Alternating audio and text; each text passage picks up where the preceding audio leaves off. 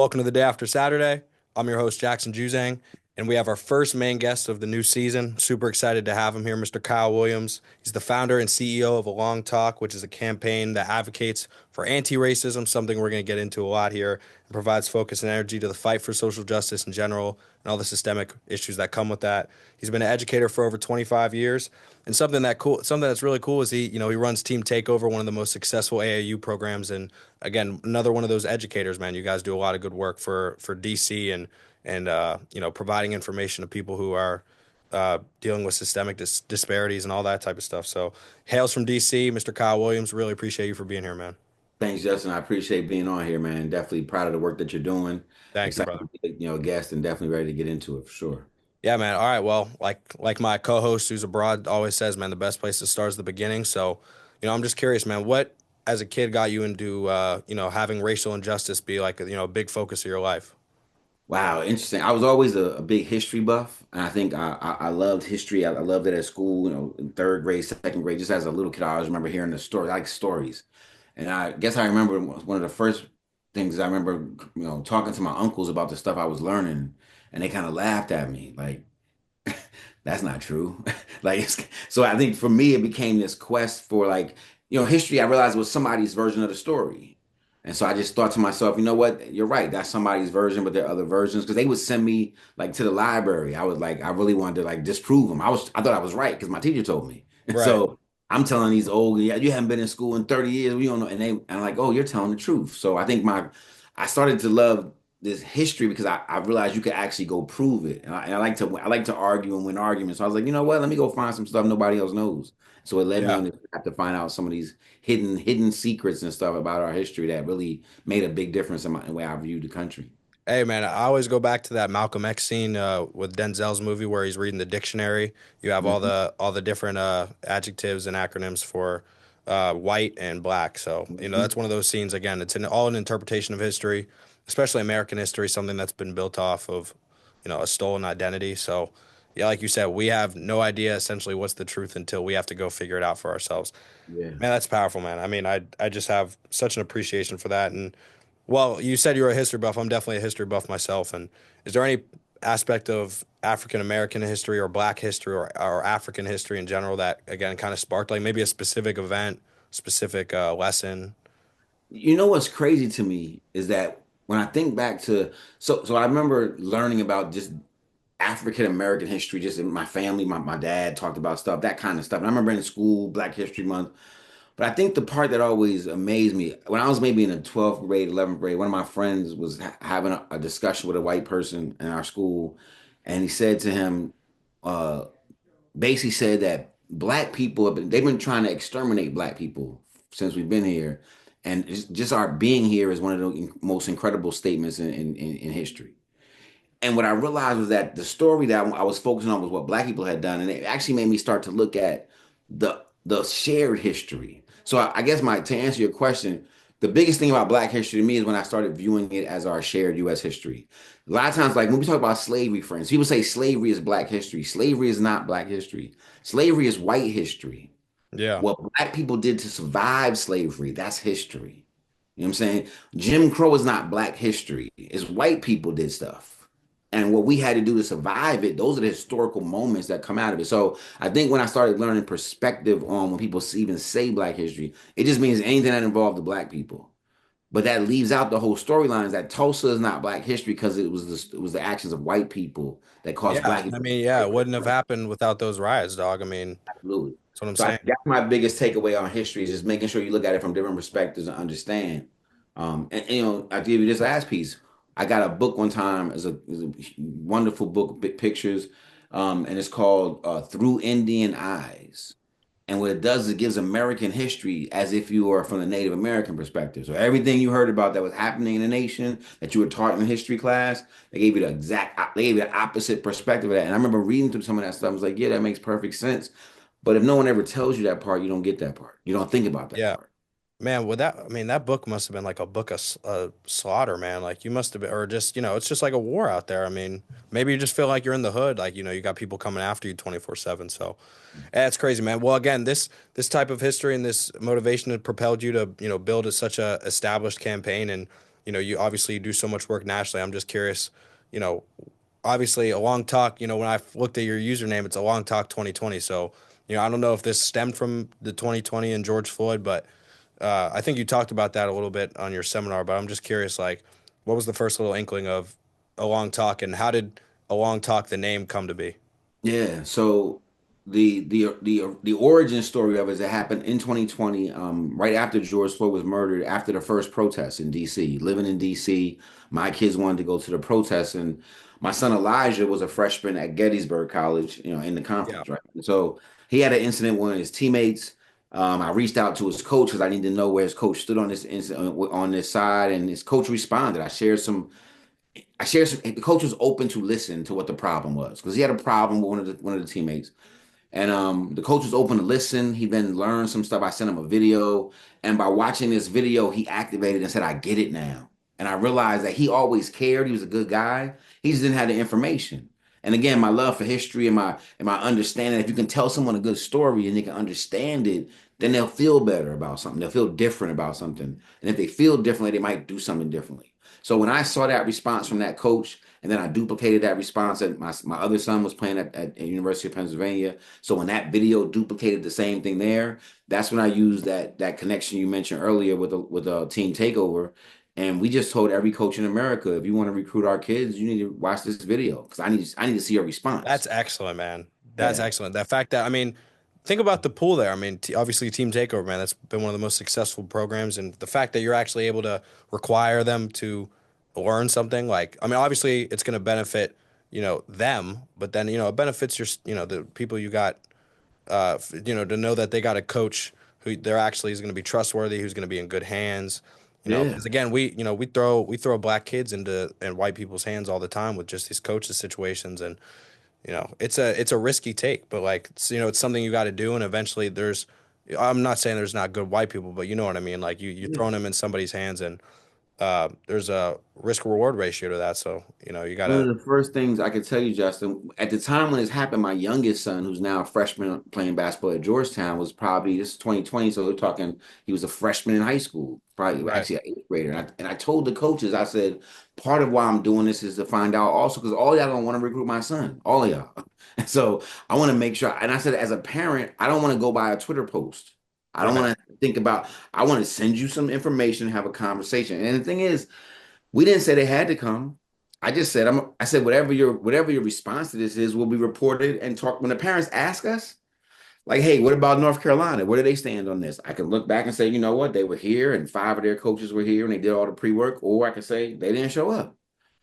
And it was a flex because in that moment we knew people would respond to that. But at the end of the day, it wasn't about us saying you're gonna learn this stuff. It was about y'all. We need to find out how y'all feel about this because everybody was kind of, oh my God, but I need to know who was this about? Like the kids we were sending, the parents that were going to these schools, they wanted to know who these coaches were. So it was a good way to give people an opportunity. It was not mandatory. Everybody didn't show.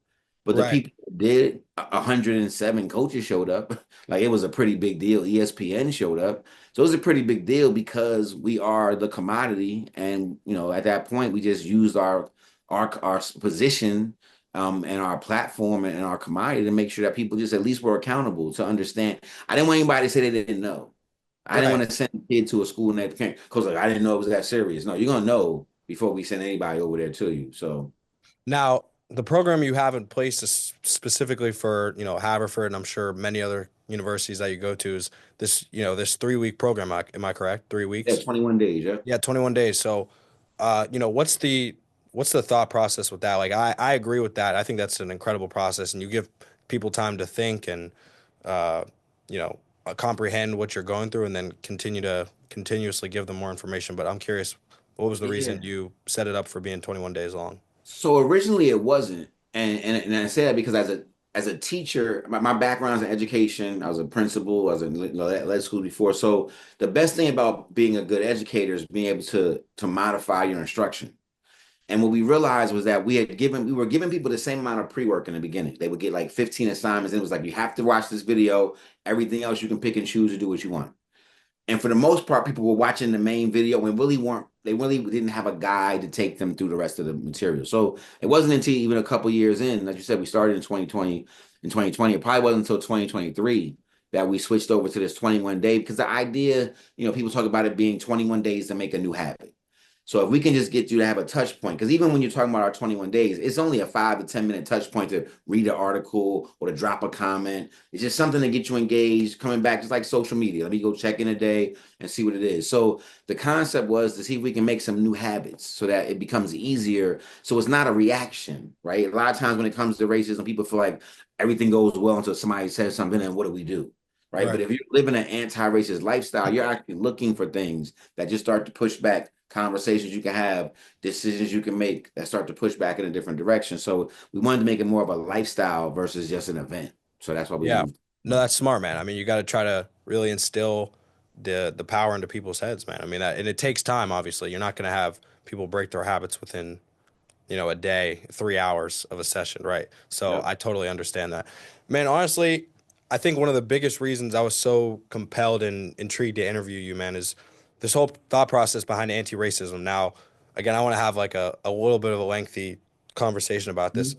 I just think like I know myself personally, man, like the family I grew up in, there's so much value in like, figures in the philosophical values of Malcolm X, Stokely Carmichael. Ta-Nehisi Coates is my favorite author. He was just a Swarthmore in Philly. That shit was sold out, whether people were there to listen or not, or just be in the presence of such a brilliant figure. All of them have this, I mean, pessimistic in some ways, but like they see the dystopia before the utopia.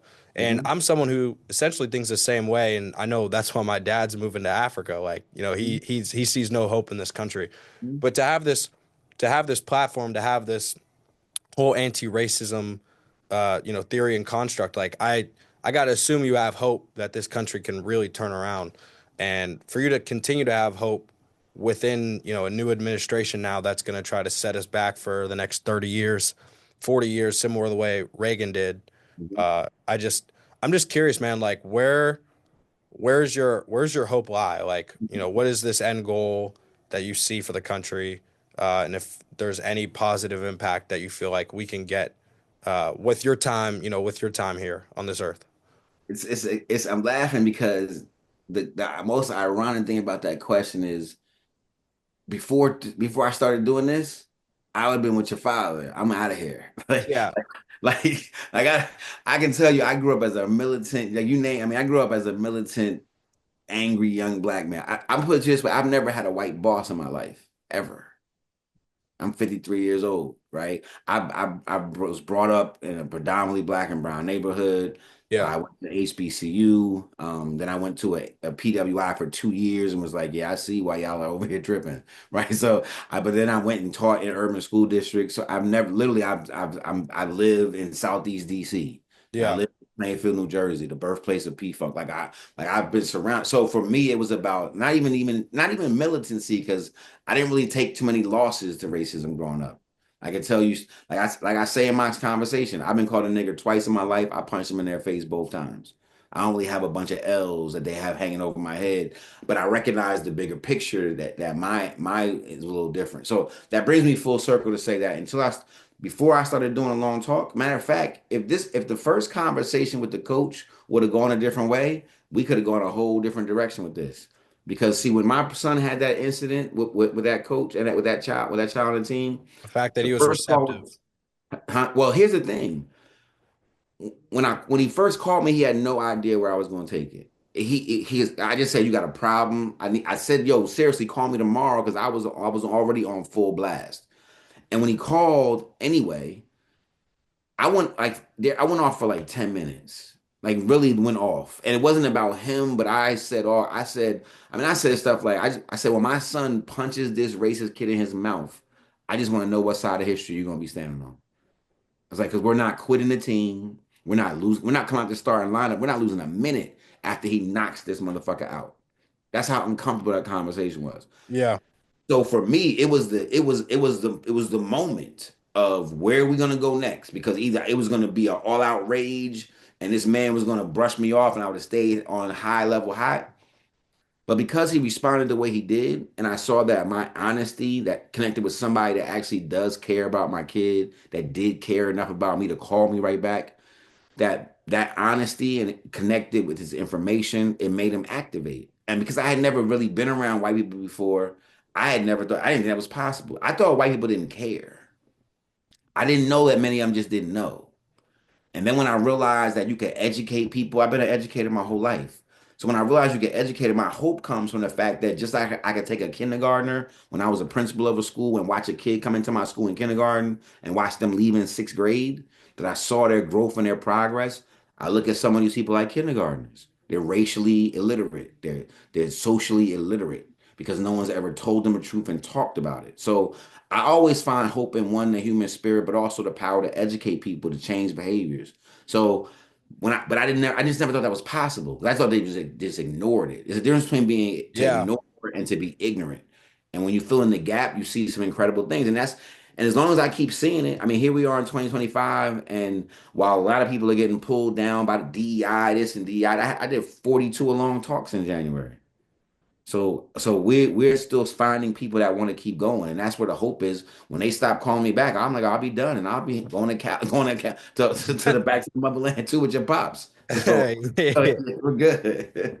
Honestly, man, like it's funny. Like I hear the growth, like when you understand like being uneducated versus, uh, just being ignorant or, just arrogant towards the situation. And maybe that's something I got to go through in my life. I've only been in PWIs my entire life. Like I've only been in situations where, you know, I went from being homeless when I was like 4 and like going from that and then like my mom winning a scratch off lottery. Like that's what propelled me to middle income is getting a $400,000 scratch off lottery ticket and then going from there to a middle income like hick neighborhood in Pittsburgh and then going to PWIs my entire life. Like like these kids are, quote unquote educated. They got high IQs, not high EQs, but high IQs, right? And I know you pointed that. See, that's something I value more than IQ. I value the EQ. Like, Absolutely. how are you gonna handle yourself? Yep. But honestly, man, like I feel like just being in these situations, like I see so many ignorant people. But like you said, maybe I haven't been presented these uneducated folks yet. Like You know I'm what sure it there is is? a lot of them. You know what it is though? Like when people talk about, oh, people just like people, it's I laugh when people say, oh, you're playing the victim card. I've never sat in your seats when I never sat in your seats the PWI and have to go through all that. I just my spirit's been saved from that. My soul's been saved from that. I don't so seriously, so I don't have the scars because I know a lot of my friends are like, yo, what are you doing? How can you do that? How can you sit with them? You know they don't believe, you know they're gonna just say whatever. And I'm like, yo, if it's 10 people in the room, and what I know is when I'm talking to these kids or who anybody in the group, is that if there's 50 people in the room and 20 of them leave out of there and say, you know what, I'm not gonna let my children be ignorant about this. I'm gonna at least tell them the truth. That's no one else is doing that. Yeah, No one that's the else is biggest doing it. thing, man. You know what I'm saying? So it's about being able to change generationally because Yeah, their parents didn't teach them 100%. this stuff. So for me, I think it's a big deal. And even though I say we talk to 25,000 people, but we want to talk to millions because I just truly believe that if everybody knew the truth, Yeah, millions then of people everybody would change. I they no, would I be like, totally yo, see that. Like, I feel like we're always one block away. Like, you know what I yeah. mean? But it's just one fat block, and it's all in the dialogue of like a normal family dinner or like, a nighttime story or just what you learn in the classroom in kindergarten and shit like that. That's where you Think, build your values. So, think about this, Justin. The Jackson, work that Jackson, I Jackson, do. Jackson, Jackson. I'm sorry, Jackson. I'm sorry, You Jackson. good? You good? Think about this, Jackson. The work that I do over 4 hour sessions, 2 2 hour sessions built around 21 days, right? Just think about if that is making the impact that it's making, what if American educational system decided to have just every year of your school year, you had a long talk chapter. You had some conversation about this every year in your school and it lasted. You had posters in your wall. This isn't rocket science. So what you're talking Yeah. about, the block that's missing is a huge building block of knowledge. All of this is built upon knowledge. So when they don't teach this stuff, they eliminate the foundation. That's why people can't even have educated discussions and they end up getting lost. So you're 100% right. This is the key to all of this is the education, is being able to get people because that's how separates the people from being intentionally ignorant or if I just didn't know. And there's a Right. big difference between those type of people.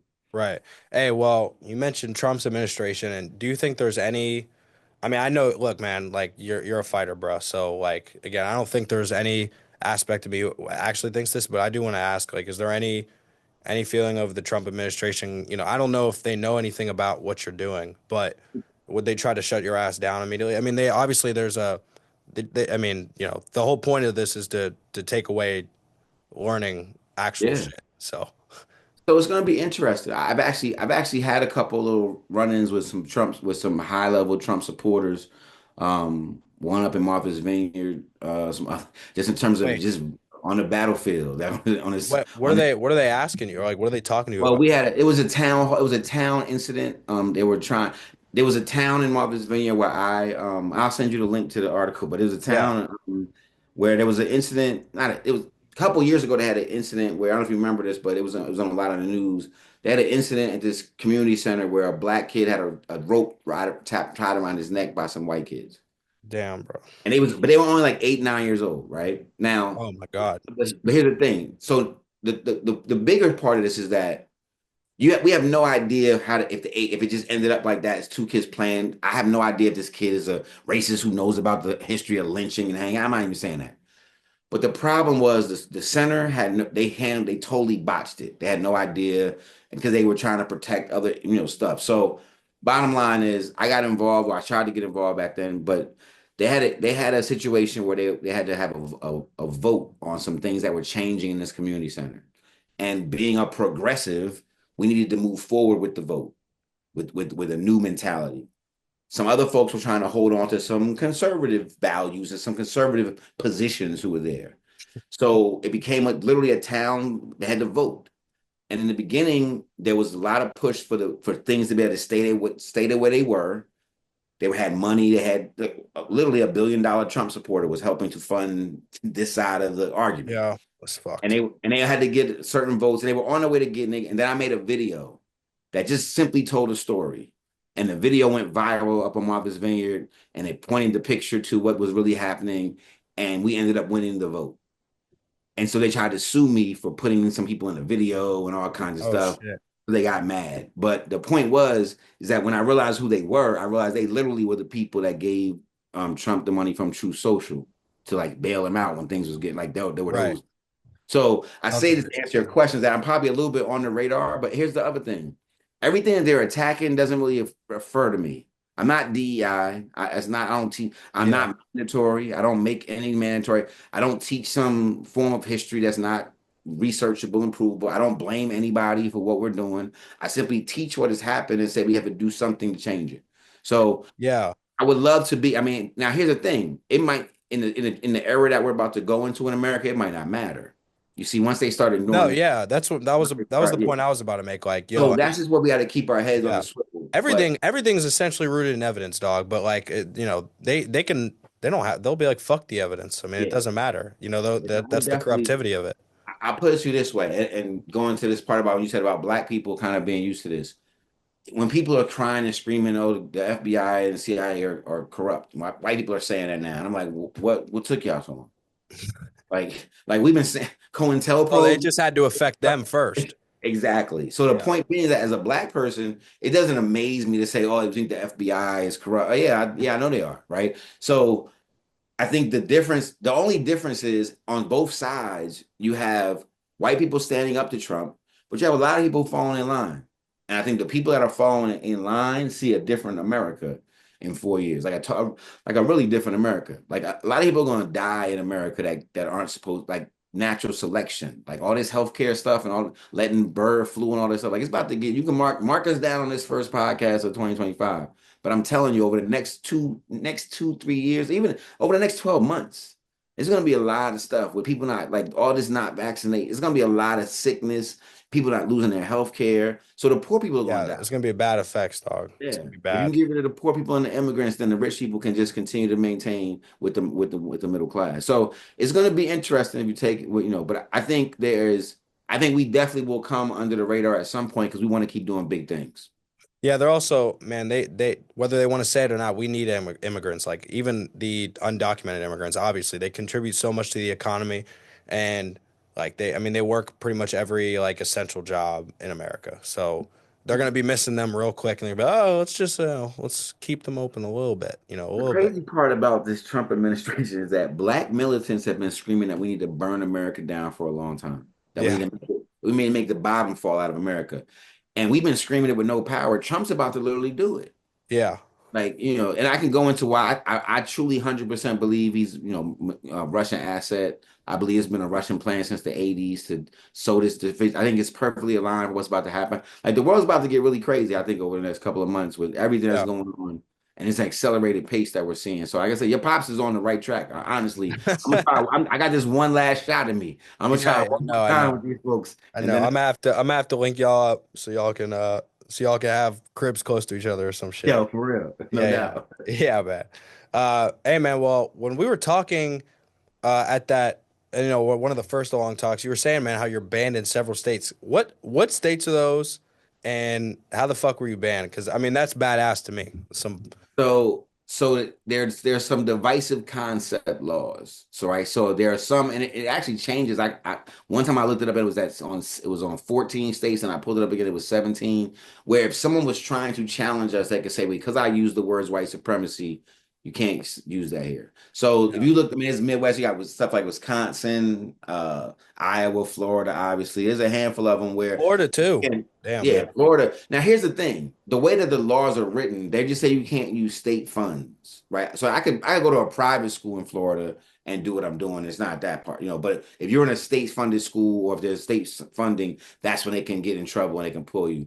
I have done some things. I'll tell you this real quick. I was in Georgia one time. This is about 2 years ago, and we had everything set up, and then they told us we couldn't do it because of this divisive concept law that was in Georgia.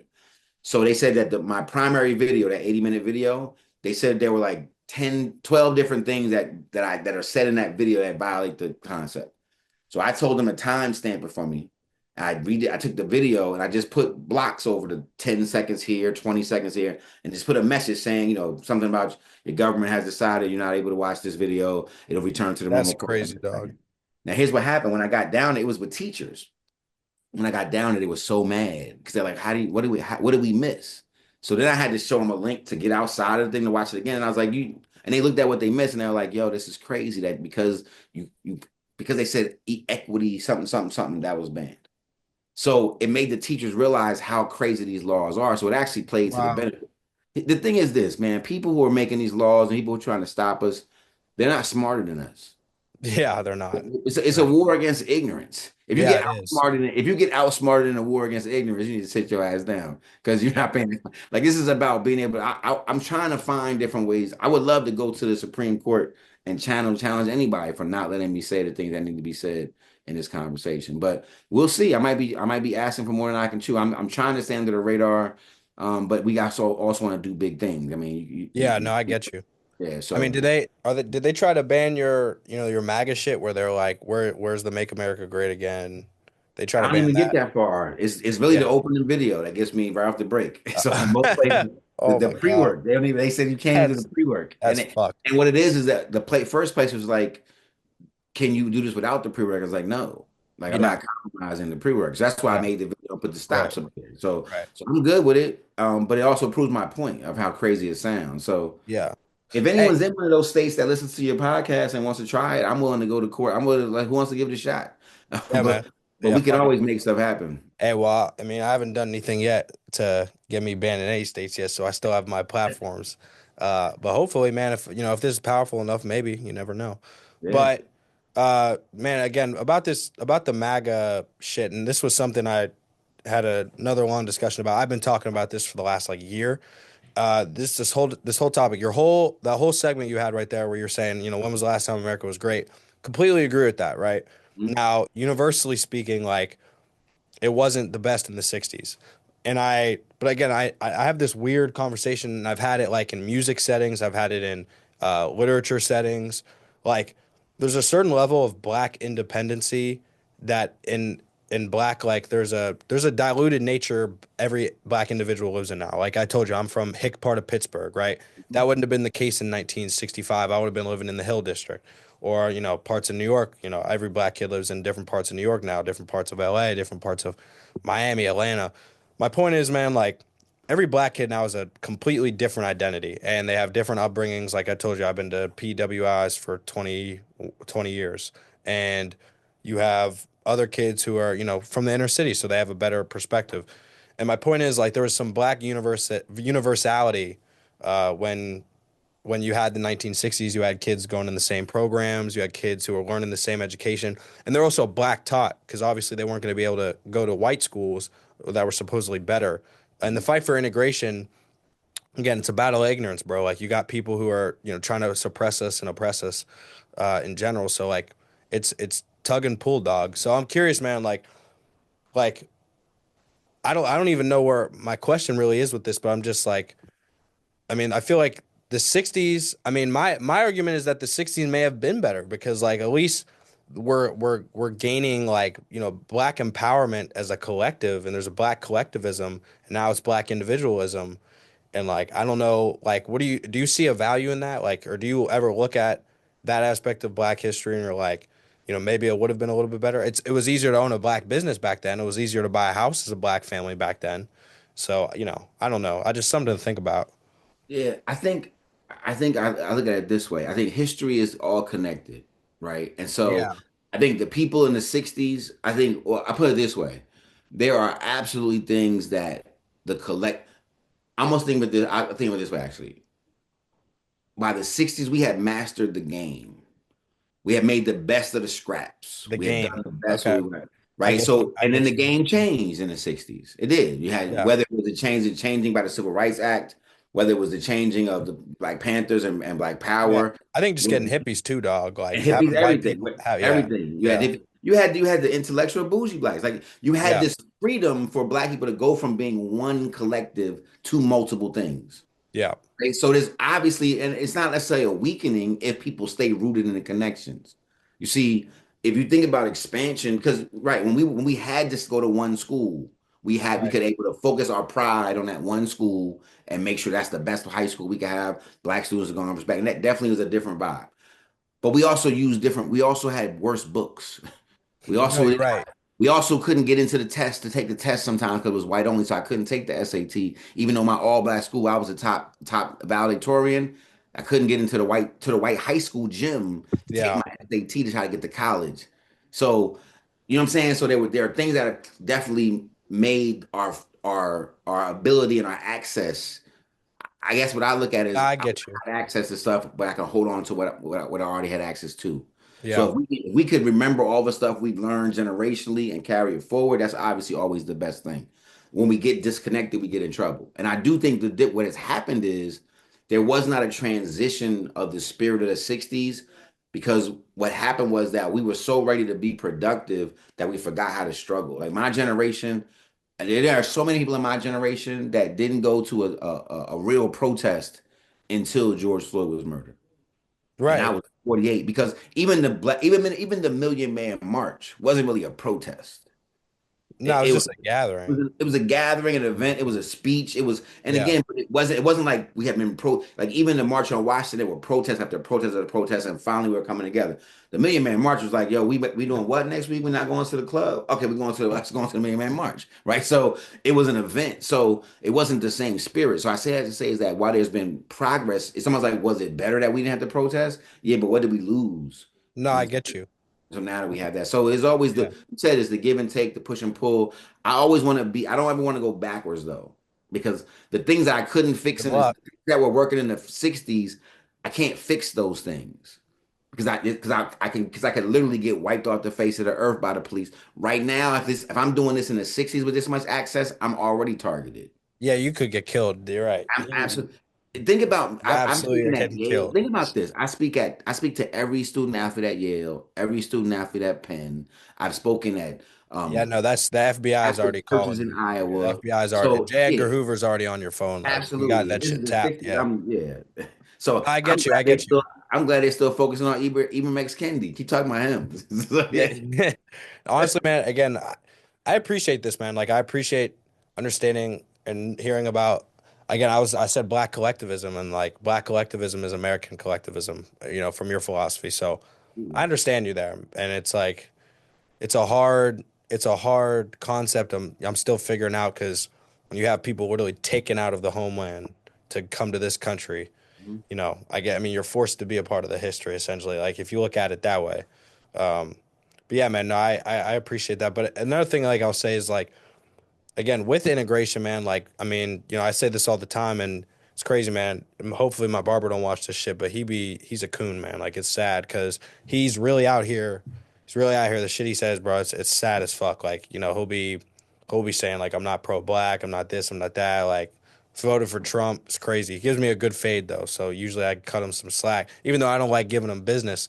But my point is, man, like, we're taught to hate ourselves, man. We're taught to hate ourselves, and that partially some of that came through integration and like being in these spaces. Black, white people are pissed that we've earned the right to be in the spaces with the best resources. So therefore, we're taught to hate each other, and we've obviously been taught to hate each other since being brought over here because we're property and we're meant to be sold, we're meant to be distributed, beaten, all that shit. So that's another thing. Like, I mean, I feel like again, we've gotten to so many points in history where we've almost reached a utopia, not collectively, but strictly with black people. So maybe that's something to think about. Again, yeah, I appreciate just hearing your side of Let this me ask you a question. Let me ask you a question, Dad. You said something that's interesting. What percentage of the 44 million black people in America do you think are operate from a sense of hating each other?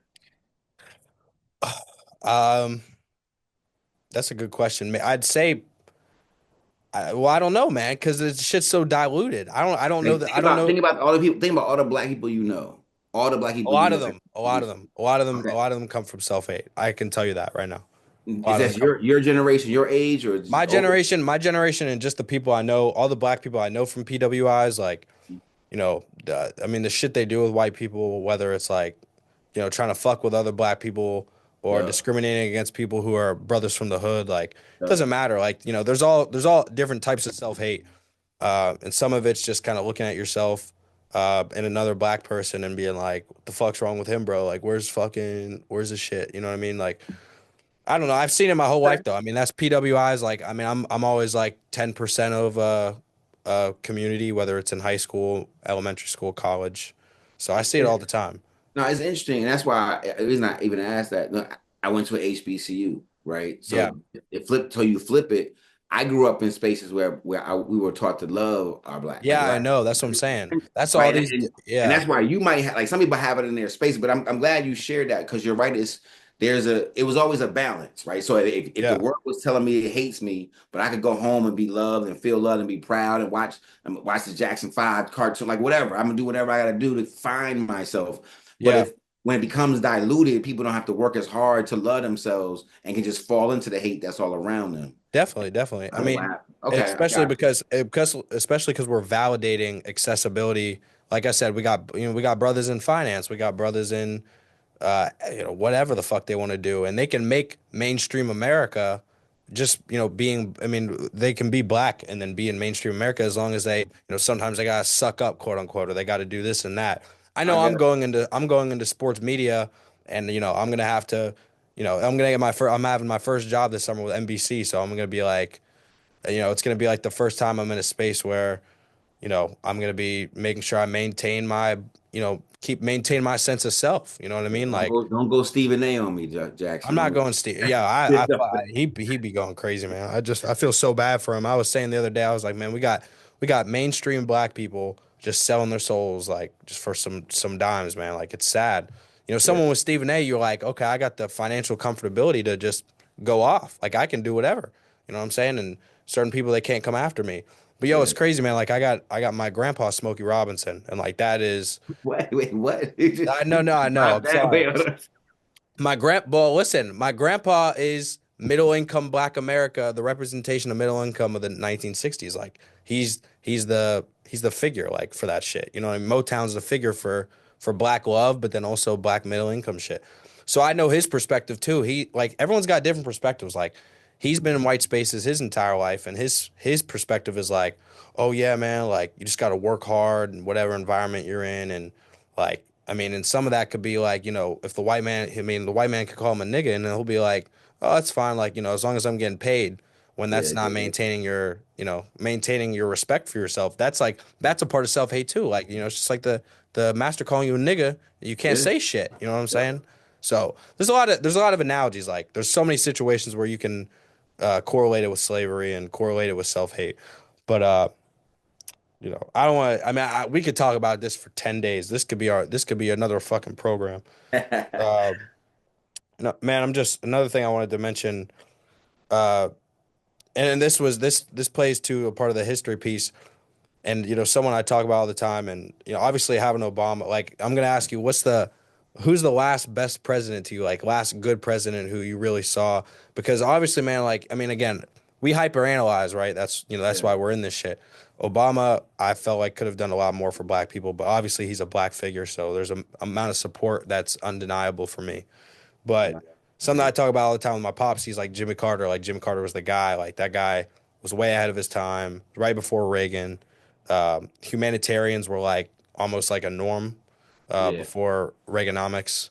So I'm curious, what do you I think? would say I would say in my time I would have you have to go to Jimmy Carter. I think Jimmy Carter was one of the most pure, like just a Socially liberal as good fuck. person, and that's why the conservatives hate him. As that's why he's the opposite of Trump. Like he's Yeah. considered weak, he's attacked and stuff, and all that stuff. I would say, um, all time I have to go back to like Ulysses S. Grant or some shit. Yeah. Like, Yeah. Yeah. I feel that. you know what I'm saying? Feel So that. other than that, they Yeah, all dog. complicit on one way or the other. So, Yeah. um, but yeah, I would say, and it's interesting when you said Carter because there's always retribution, right? Trump Yeah. was retribution for Obama, Reagan was retribution for Carter. You know Yep. what I mean? So you Yep. have these movements and you have these shifts.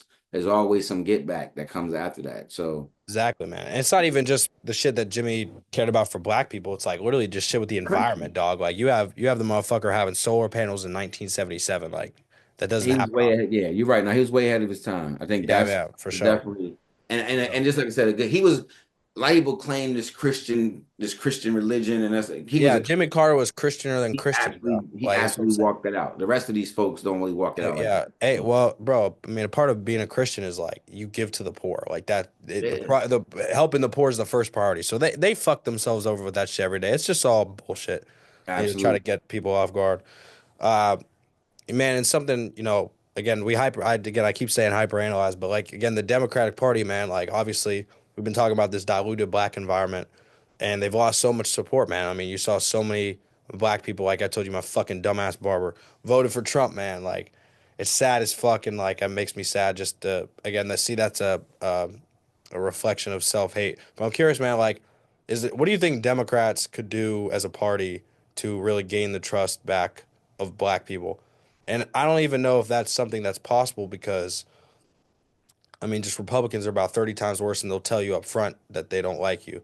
And I think that Democrats are just like, I mean, they don't do enough, obviously, but like, I don't know. What do you think? What do you think? I always call it's two major political parties in the country. They've always had the same mission. They've switched names a couple times, but Yeah, exactly. you know what I'm saying? But Exactly. you had the people that want to maintain white supremacy and the people Yeah. that want to compromise with them. Like Yeah. it's I call them the criminals and the compromisers. Yeah. Like, that's literally what we have. And so it's like That's as a great analogy. we're gonna take it as Republicans want to take it as far as they can go to the criminal corruption, and then the Democrats gonna compromise with them and just hang in there long enough. And I think people are just tired of the game, right? So Yeah. so I think if they ever want, I think the all they gotta do is tell the truth. I'll give you an example. Joe Biden got elected on the backs of black people again. And the first thing After he all the says, shit that motherfucker's done. he goes to Howard and he says that white supremacy is the greatest threat to America right now. He was right. He was 100% right. Yeah. But after he said it at Howard, he never said it again and he never did anything. Yeah. So what happens is he makes this statement in 2022, and they're like, "Oh, it's on," like, or at least somebody hears us. So we say, "Oh, Joe Biden is great," and then because we never say it again, white supremacy literally takes over the country and right Yeah. in front of our faces. It just takes over the country. And Trump walks in the first day and says, "You know what? We're going to revoke the Civil Rights Act to let y'all know for real, that white supremacy is back." Yeah. That's respectable. I can respect that as a person. I can respect your gangster. So for me, Yeah. at least, I can at least say we know 100% where Trump is taking us. Get my shotgun, get my joint by the like. I know where I'm sitting in. So Right. from the fake fallacy of MSNBC of making people feel good about, oh, well, da, da, da, that's not the truth. The truth is American politics is dirty, and the dirtiest people always win. And so the fact that Trump gets dirtier than everybody, anyone in the history of it, that's why he now has a hostile takeover. Like Yep. this country is about to be a rush. Like we're about to be in a lot of trouble because. Yep. So I don't know if I don't know if they're gonna have a chance to win it back because we might get to the point where the elections don't matter no more. You're People right, man. don't. Because People he's third forget. term, man. People forget that that Russia's a democracy. Yeah. But Don't look like it, do it. Putin ain't never. He doesn't operate that like that. But they Yeah. vote for their president. It doesn't Yeah. matter who. It don't matter who you vote for. But Yeah. it looks like is that, and America was like that for a long time too. Yeah. But now it's going. Now it doesn't benefit it doesn't benefit everybody. So now Yeah. you got That's to fucked, switch. man. So no, it's going to be interesting in the days of Trump for people to really see what. Like it's going to be how far. Like anyone who says that we're moving to a place to make America great again just has to answer that question for me is how does revoking the Civil Rights Act make us greater? Like if you can't answer that question, I'm you can't saying, talk. bro. That's what I'm Can't talk saying. to me about it. Yeah. Hey, man. Well, last thing I'll ask you is for 2025, like, what are your biggest goals for a long talk? And what are your biggest goals for Team Takeover? Great question. So for a long talk, I would say I think the best thing is that this is a big sort for us. We want to continue to work with people like at Haverford, working with every student athlete, going deeper, having deeper conversations versus having people with showing up for one time for a public appearance. So Right. we're not really trying to go as wide in 2024 in terms of new people, unless you really want to go do stuff serious. We want to work. You mentioned Pittsburgh. We want to work with people. We went talking to the municipality in Pittsburgh to make a long talk, just an offering for the community. Anyone Hey, in that Pittsburgh, would be excellent, man. for Because you got a library. lot of, yeah, you got a lot of Jewish people over in Pittsburgh who could Yeah, definitely benefit from a conversation like that. absolutely. Because I think So I think they're an uneducated group, like Pittsburgh is, and absolutely, and I think they it's been know turmoil's been bad there. absolutely, and there's been so much stuff there. I did a lot of work in Pittsburgh in the high schools when I was in my previous career when I was doing education, What high schools did you go to? and I went to Alderdice. I went Yeah, to I went to Winchester, Thurston. That's I like went a, I did some stuff at Winchester, when did you Obama. come to Winchester? Man, I was let me see, this is 20, let me see. Well, let me see. I was actually 2019, right before the COVID. I So was 20, there, dog. I was Wait, in science class. We were doing discovery education. science class. I was doing You discovery remember the education. teacher? Oh man, I can look it up. I Yeah, worked at look like it up. We it gotta was look like that eight or up. nine different. It was like 8 or 9 different That's schools I awesome, worked man. with. I've never been a science guy, but I mean, maybe we could have crossed paths and I just forgot. That's Yeah, crazy, man. yeah, it was Yeah, cool. It was cool. We worked in there. So, that's but it dope. was. I think there's what we want to do is get the people involved because I think if people just get the information, they understand what to do. Our goal is to get to as many people as possible. Like we Yeah, want to have. We're at 25,000 people that have gone through our programming. Like we actually we need to get to millions. I mean, we need to yeah, act, hyper accelerate. But we're just gonna keep on grinding. In terms of team takeover. I would say two things. One, I predominantly work with the younger, the second through the sixth graders, the developmental grassroots part of it. So ours is always about being able to bring more kids into our program and kind of get them through the funnel. right. There's a lot of talent in the DMV. A lot of our kids go to play high level or even Division 3, Division 2 basketball. I got a kid coming to Gettysburg next year from Dope. Takeover National. So I think for us, it's just being able to continue to refine our pipeline. Like we have a lot of Yeah. talent. We don't want to. This is a process, and we want to make our process better to get better results. So just want to get Hey, better well, overall. let me know if I can help you in any sort of way with the Pittsburgh shit. I have so many connections, obviously, in Pittsburgh. It's where I've been my entire life. Now I'm Yep. a part of the Pittsburgh Black Media Federation too. So maybe Okay. that's something where we could set up, Yeah. collaborating, and then, trying to get to more schools and stuff. One last thing I'll ask you is, have you tried to reach professional sports teams yet with the long talk? So we actually just did our first professional games with the women's hockey. Actually, professional women's hockey. We do what we call our rivals versus racism games, more of like an awareness game. We've talked to some folks at Major League Baseball. That's great. Yeah, And so we we just had that interview today with a scout. So, and I'm about to interview the VP. So I'm glad to connect as many people as I can with professional Okay. sports teams, Well, dog. that's definitely this is a grassroots movement, man. So everybody Yeah, that like this is great doing the podcast and everything to get the message out. yeah, But we want to make sure we do is connect the dots so that people can somebody that you know that's listening to this or know somebody exactly. that we can get 100 people, 500 people, Yep, 1,000 people like we did at Yale. Anybody, just one person connects the dots. So yep, yep. we can do Hey, that. build this tree, man. Build this tree. Continue to grow the Absolutely. branches. So, hey, man, yo, thanks so much for being on the show. I think anybody who's gonna listen to this is gonna get a lot out of this, like educationally, like everything, man. Yeah. Psychologically, everything should be a motivator. All this type of stuff should be and willed into you. So, hopefully people take shit away from this. I had a great time listening to you, getting your perspective on a lot of different topics. So, hey, thanks so much for being here, brother. Appreciate you a lot. Absolutely, man. No, Jackson, I appreciate it. Oh my God, Third time. Jackson, I appreciate it. Hey. And just for anyone that's listening, you can learn more about us at Yeah, alongtalk.com. I'll put all the information in my bio. I got you. Perfect, I perfect. And got we you. got Yeah. our socials. You can if we're finishing up our February Black History Month, where we actually give a lot of our hidden heroes of not just Black people, Yeah. but also white people that have done stuff to help out with the movement too. So follow us on our socials at Long Talk Respect. For 20. sure. Everything will be in the description below. Appreciate you guys. Peace and love. Tune in for more coverage. Indeed.